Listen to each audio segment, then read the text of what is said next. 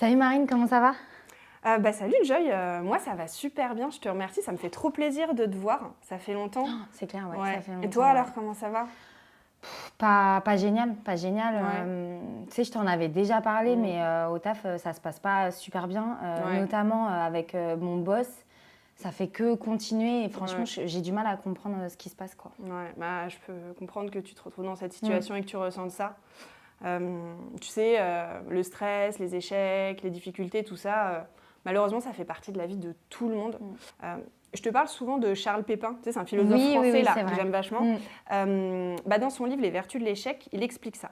C'est que si l'homme, l'être humain, en fait, on échoue autant, c'est parce qu'on n'est pas soumis à des schémas de survie tout faits, D'accord. contrairement aux animaux. Ouais.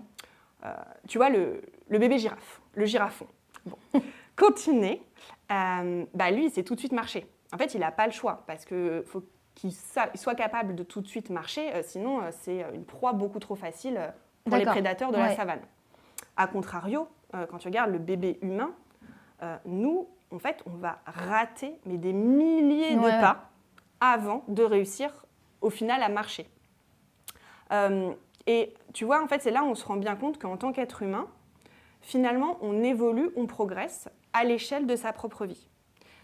Mais c'est vrai que ça va aussi avec son lot d'échecs et donc de frustration. Ouais, mais là, tu vois, franchement, échec, frustration, je les sens bien en ce moment, notamment du coup dans la vie pro. Et alors, quand j'en parle un petit peu autour de moi, j'ai l'impression que je ne suis pas toute seule dans ce cas. Ouais, non, mais complètement. Surtout, effectivement, comme tu disais, dans l'univers professionnel, parce que, en fait, on est dans un univers pro de plus en plus VUCA. Hein. VUCA, c'est quoi?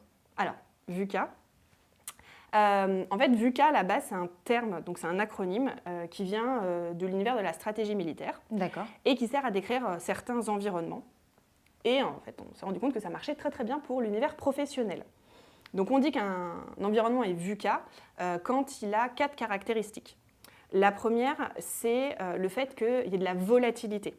Donc il y a des événements brusques, fréquents, très importants qui se produisent et qui peuvent venir en fait, bouleverser totalement des marchés entiers. Tu as des entreprises qui apparaissent, qui disparaissent très vite.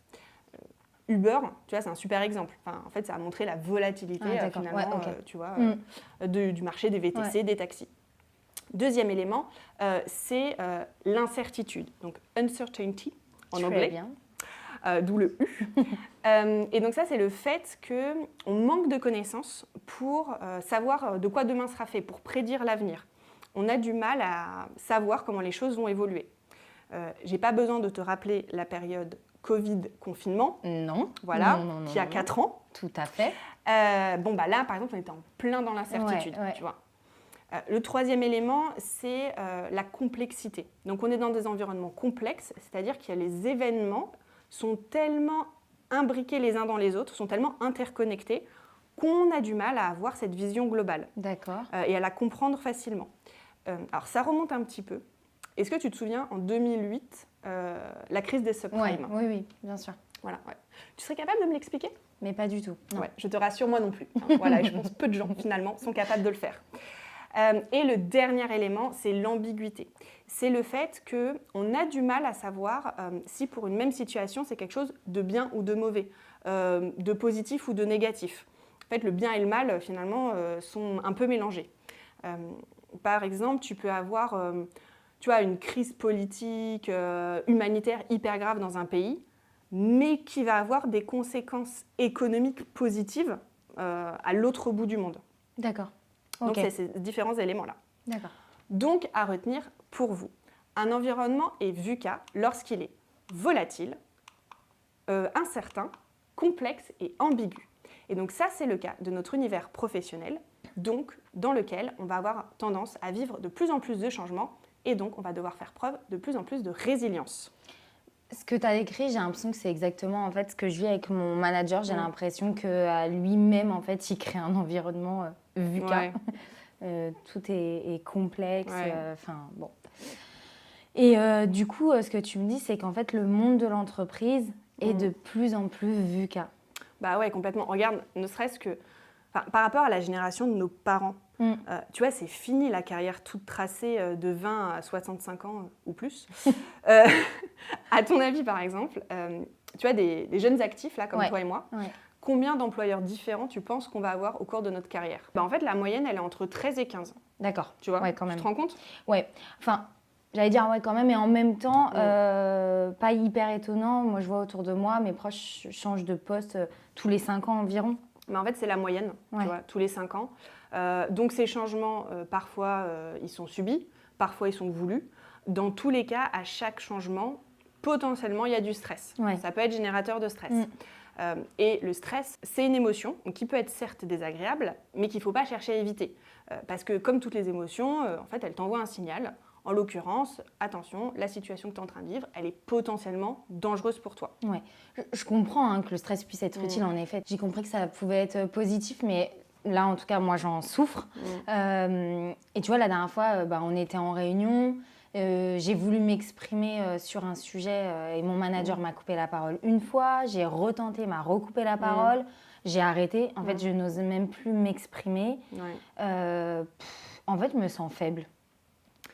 Et si je te disais que ce qui pourrait t'aider, c'est de faire preuve de résilience. En fait, avec la résilience, tu ne vas pas arrêter de ressentir le stress ou même la tristesse. Mais ça va te permettre de réussir à rebondir après avoir ressenti ces émotions. Et non, tu n'es pas faible, parce que le contraire de la résilience, ce n'est pas la faiblesse, c'est la souffrance sans fin. L'idée, c'est de réussir à transformer ta perception de l'adversité pour ne pas t'y laisser submerger. Donc, pour vous, à retenir, la résilience, c'est cette compétence qui vous permet de continuer à avancer après avoir rencontré l'adversité. C'est donc une compétence qui est indispensable, et ce pour 3 raisons.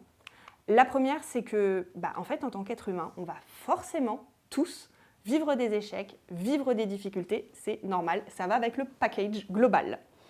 Le deuxième élément, c'est que dans le monde professionnel, on est dans un environnement de plus en plus VUCA, donc on va vivre de plus en plus de changements. Et enfin, la troisième raison, c'est que sans résilience, on peut se retrouver coincé dans des situations qui sont émotionnellement délétères.